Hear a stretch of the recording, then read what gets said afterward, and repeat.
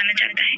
दीपावली का पर्व उतना ही पवित्र होता है जितना कि गंगा जल, और दिवाली के दिन भगवान श्री गणेश और माँ लक्ष्मी जी की पूजा की जाती है। इस पर्व को शक्ति का महापर्व भी कहा जाता है।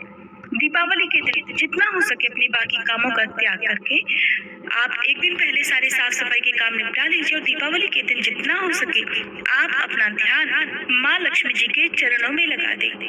अगर आप सच्चे मन से और विशेष रूप से समय निकालकर माँ लक्ष्मी जी को प्रसन्न करते हैं तो ऐसे लोगों की कुंडली के वारे न्यारे हो जाते हैं। साक्षात धन की देवी माँ लक्ष्मी जी उनके जीवन में प्रवेश कर जाती हैं, और माता लक्ष्मी का उनके घर में आगमन होने से उनके घर में चारों ओर खुशहाली और सुख समृद्धि छा जाती है। इसी वजह से दीपावली का विशेष महत्व है।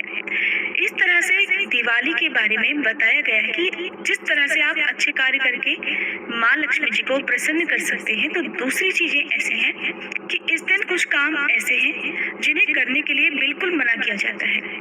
इन चीजों को अगर आप दीपावली के दिन दान में देते हैं तो जो आपके परिवार में खुशियां हैं वो खुशियां चली जाती हैं, आपके परिवार में दुखों का पहाड़ टूट सकता है, यहाँ तक कि परिवार में अकाल मृत्यु हो सकती है, अच्छी खासी नौकरी जा सकती है, व्यवसाय में घाटा हो सकता है और परिवार में कंगाली आ सकती है। इसलिए आज के इस वीडियो में आप जानेंगे कि दीपावली के दिन खास तौर पर कुछ ऐसी वस्तुएं हैं जिनका आपको भूले से भी दान नहीं करना चाहिए। न केवल दान बल्कि आपको इन वस्तुओं को उधार भी नहीं देना चाहिए। कोई कितना भी उधार आपसे क्यों ना मांगे, दीपावली के दिन ये 5 चीजें आपको भूल कर भी उधार नहीं देनी है।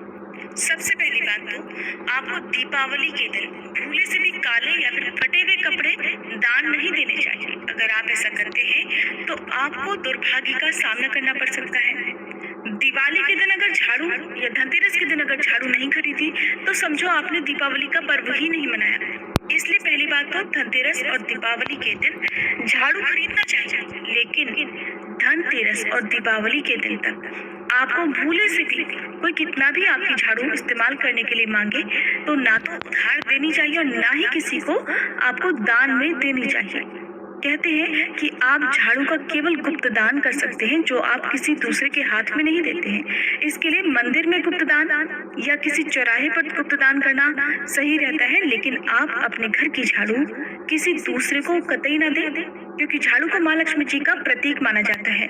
और हम दीपावली और धनतेरस के दिन नई झाड़ू लाते हैं, उसकी पूजा करते हैं। ऐसे में अगर हम अपने ही घर की झाड़ू किसी दूसरे को प्रयोग करने के लिए दे देते हैं तो हमारे घर की लक्ष्मी दूसरे के घर में चली जाती है। चाहे कुछ भी हो जाए, आपको झाड़ू किसी को नहीं देनी है। ऐसा करने से माँ लक्ष्मी जी रुष्ट हो जाती हैं।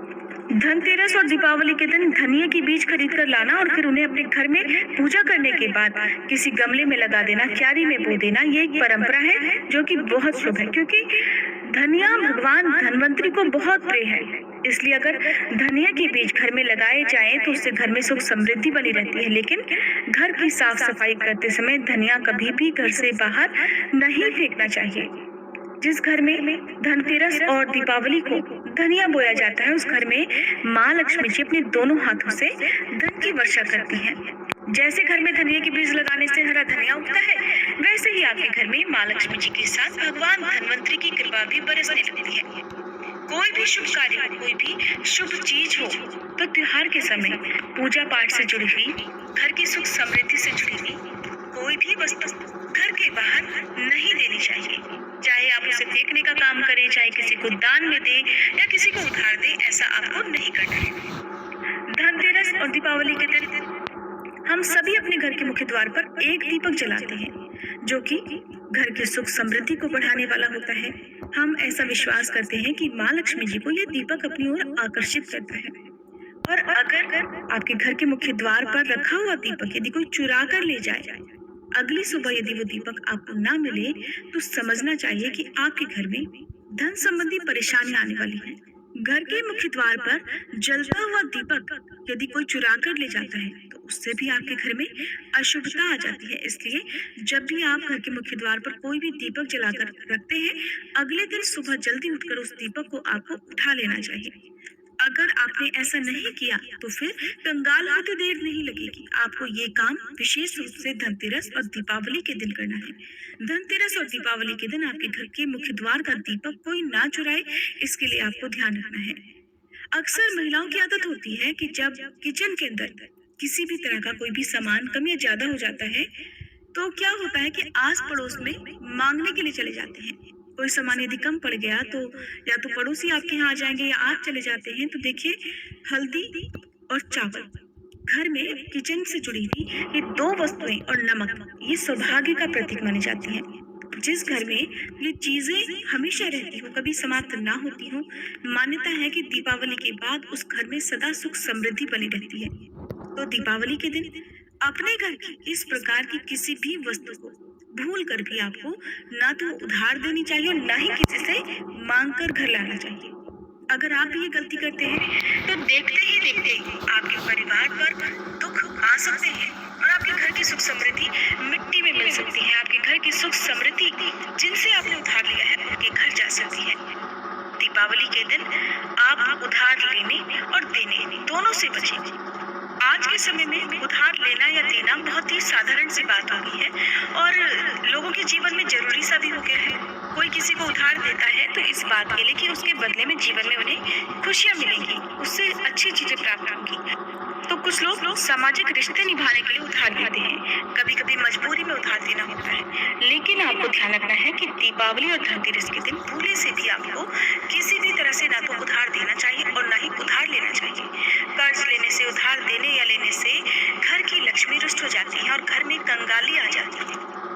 अक्सर लोग दीपावली और धनतेरस के दिन ही उपहार में देने वाली वस्तुएं भी खरीद कर लाते हैं और फिर उसी दिन उन्हें उपहार में दे भी देते हैं। ये गलती नहीं करनी चाहिए। जो लोग समझदार हैं और जिन्हें इस बारे में पहले से ही जानकारी है, वो कभी भी धनतेरस या दीपावली के दिन उपहार की वस्तुएं नहीं देते हैं।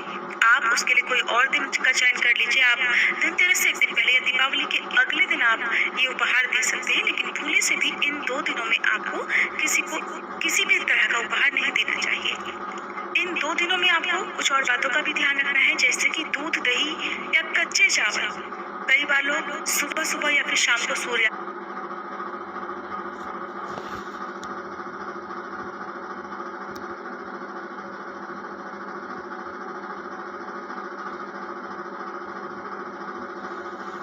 सूर्यास्त के बाद यदि मांगने के लिए आते हैं तो उन्हें भी भूल कर इस तरह की जो सामग्री है वो नहीं देना चाहिए। अगर आप ऐसा काम करते हैं तो फिर आपको ये समझना चाहिए कि आपके घर की लक्ष्मी दूसरों के घर चली जाती है और फिर आपको माँ लक्ष्मी जी के क्रोध का सामना भी करना पड़ सकता है।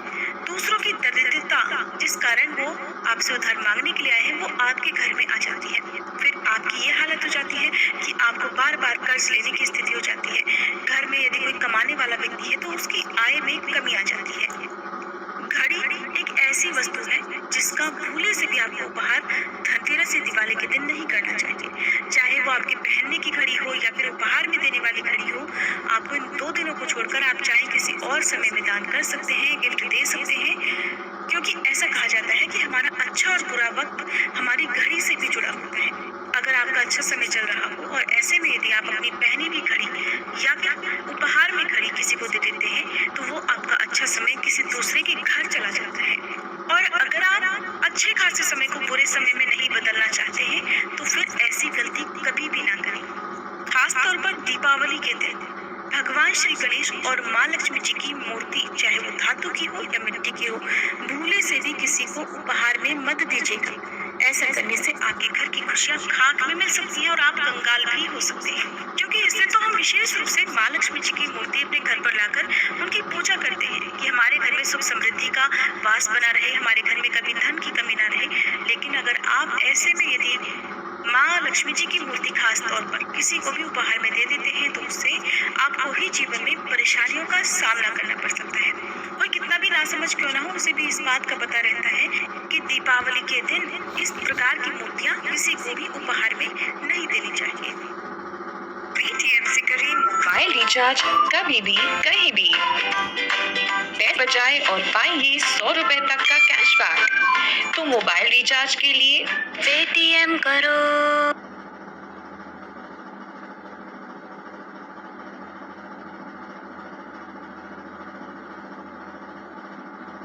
क्रिकेट फैंटेसी गेम है मोबाइल पे। जैसे अगर चेन्नई और मुंबई का